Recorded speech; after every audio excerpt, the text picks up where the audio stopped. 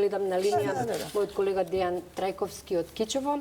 Ако се слушаме, Дејан повели кои се последните информации за ситуацијата, како се одвиваше денеска денот на гласање во Кичево, кои се информациите од таму, повели?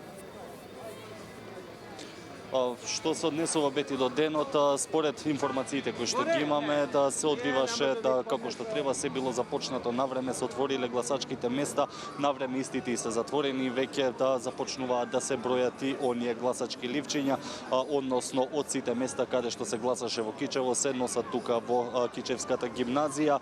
Според она што можеме да го видиме од терен, Кичево е на вистина раздвижено, дел од граѓаните тоа го припишуваат на мобилизација за гласање за вториот круг кој го надмина одзивот од првиот круг, а други пак го припишуваат на тоа на раздвижување на диаспората.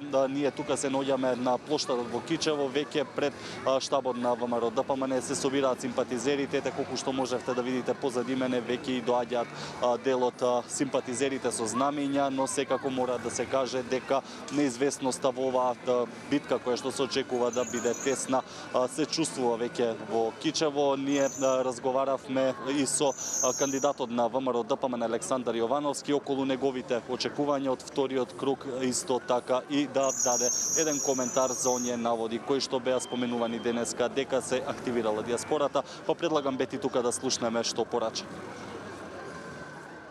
Цела кампања одеше во еден многу пристоен колосек без етнички тензии, без сите тие работи. Пак да ви кажам, јас воопшто не очекувам кон мене или да речеме условно кажано политичкиот противник да има такви обвинувања.